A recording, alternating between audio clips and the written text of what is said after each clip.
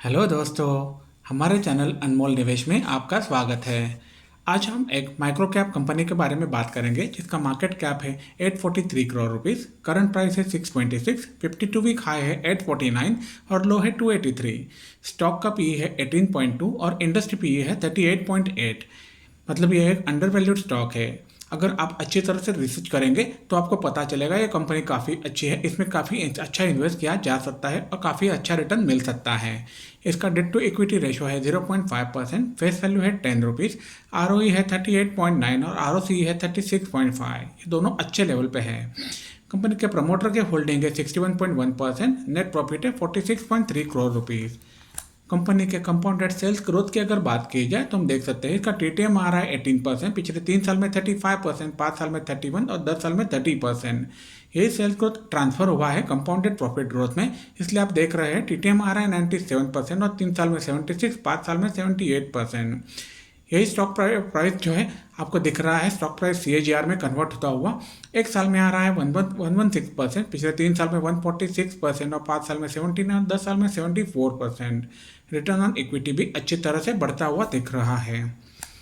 Company के business detail की जानकारी ले लेते हैं। ये कंपनी 1995 में चालू हुई थी, तब से ये company IT infrastructure related services provide करती है।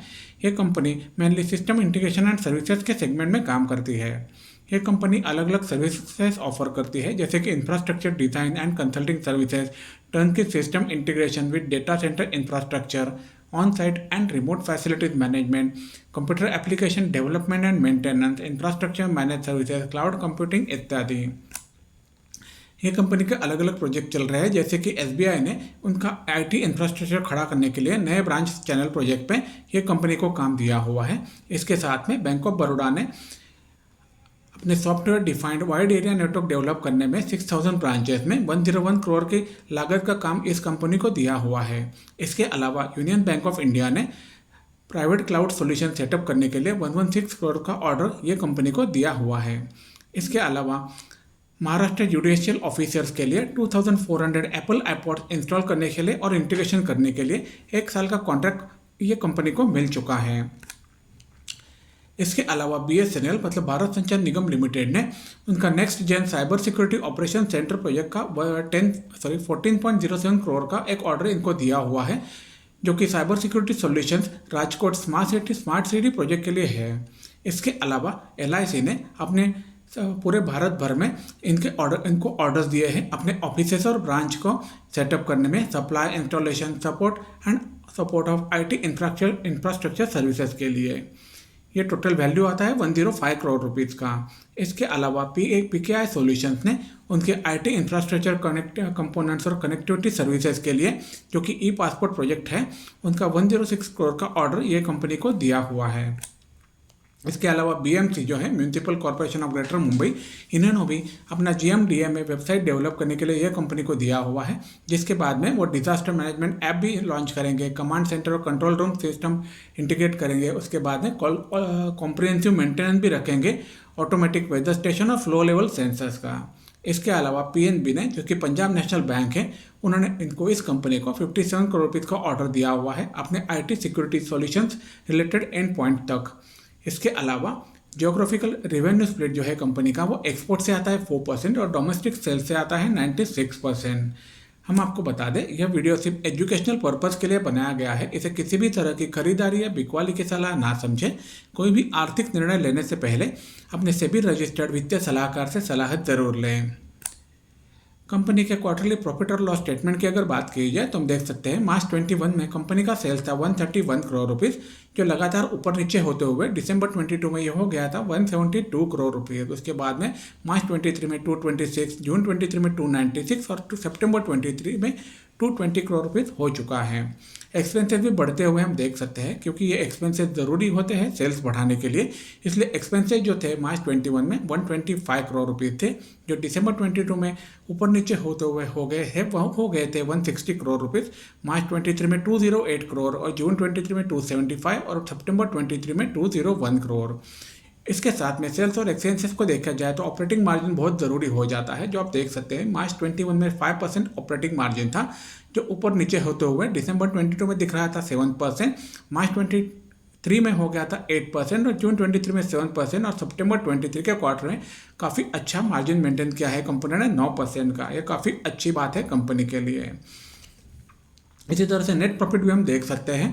दिसंबर 22 में कंपनी का नेट प्रॉफिट था 8 करोड़ रुपये, जो लगातार बढ़ते हुए सितंबर 23 में हो गया है 13 करोड़ रुपये।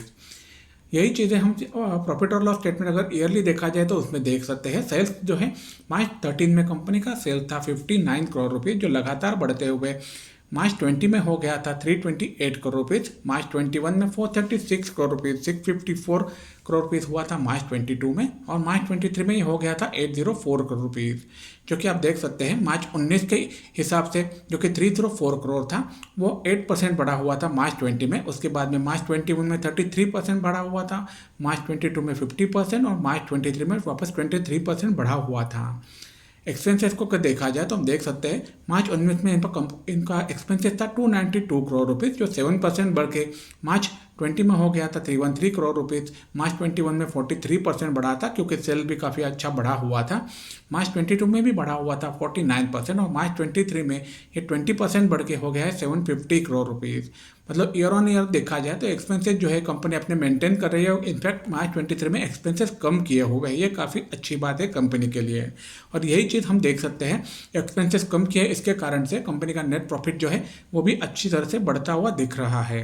नेट प्रॉफिट जो मार्च 19 में था 4 करोड़ रुपीज़, जो 50% बढ़ के मार्च 20 में हो गया 6 करोड़ रुपीज़, मार्च 21 में हो गया 9 करोड़ रुपीज़, जो कि 50% राइज है मार्च 20 के हिसाब से। मार्च 22 में हो गया था 78% बढ़ के 16 करोड़ रुपीज़ और मार्च 23 में 106% ये बढ़ के ये हो गया था 33 करोड़ रुपीज़।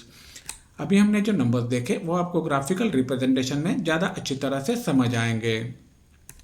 कंपनी के बैलेंस शीट की अगर बात की जाए तो हम देख सकते हैं कंपनी के रिजर्व जो थे मार्च 13 में 10 करोड़ रुपीज़ थे, जो लगातार मार्च 15 तक 10 करोड़ रुपीज़ थे। उसके बाद में मार्च 18 में अच्छी तरह से ग्रोथ हुआ था, 15 करोड़ हो चुके थे। बाद में मार्च 20 में हो गए थे 27 करोड़ रुपीज़ और मार्च 21 में 39 करोड़, मार्च 22 में 56 करोड़ और मार्च 23 में 92 करोड़। यह काफ़ी अच्छी ग्रोथ दिखाई है कंपनी ने अपने रिजर्व में।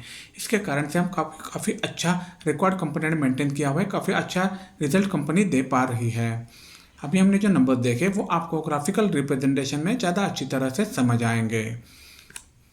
कंपनी के शेयर होल्डिंग पैटर्न की अगर बात की जाए तो हम देख सकते हैं मार्च 21 में कंपनी के प्रमोटर्स के पास थे 51.27% शेयर्स, जो सितंबर 21 तक उन्होंने वैसे ही रखे थे, लेकिन दिसंबर 21 में उन्होंने अपने शेयर होल्डिंग बढ़ा दिए हैं, 56.22% कर दिए थे।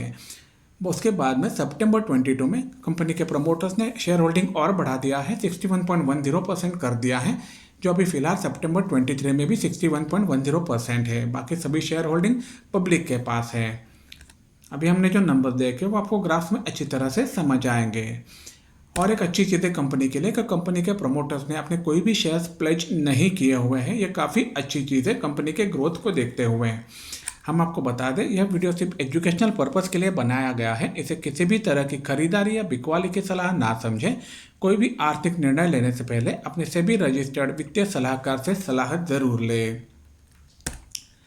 कंपनी के एक साल के चार्ट की अगर बात की जाए तो आप देख सकते हैं दिसंबर 22 से हम चार्ट देख रहे हैं। जो कंपनी का अच्छा रिजल्ट आता है तो अच्छी तरह से शेयर का भाव जो है ऊपर चला जाता है, वॉल्यूम के साथ में ये ऊपर चला जाता है। ये काफ़ी अच्छी चीज़ है। लेकिन जैसे ही कंपनी का रिजल्ट जो अच्छा नहीं आता तो कंपनी का भाव नीचे भी आ जाता है। एक सामान्य चीज़ है शेयर मार्केट में, आपको भी पता होगा। लेकिन अप्रैल 23 के बाद में कंपनी के रिजल्ट्स कंटिन्यूसली अच्छे आ रहे हैं। इसके कारण से भाव जो है शेयर मार्केट में भाव जो है अच्छी तरह से ऊपर जाता हुआ दिख रहा है और अच्छे वॉल्यूम के साथ में दिख रहा है। ये काफ़ी अच्छी चीज़ है। अच्छा वॉल्यूम आपको इंडिकेट करता है कंपनी में स्ट्रेंथ है, या अच्छी कंपनी है और इसका भाव अच्छी तरह से ऊपर जा सकता है अगर कंपनी अच्छी तरह से अपने सेल्स बढ़ा के, नेट प्रॉफिट बढ़ा के, एक्सपेंसेस कम करके काम करती है। तो यही चीज़ हमें ऑल टाइम चार्ट में भी दिखती है। कंपनी जैन 2006 से लिस्ट है, उसके बाद में कंपनी किसी तरह से अच्छी तरह से जैन 21 तक काम कर रही थी, लेकिन उसके बाद में कंपनी के रिजल्ट्स जैसे ही अच्छे आने लगे तो वॉल्यूम के साथ में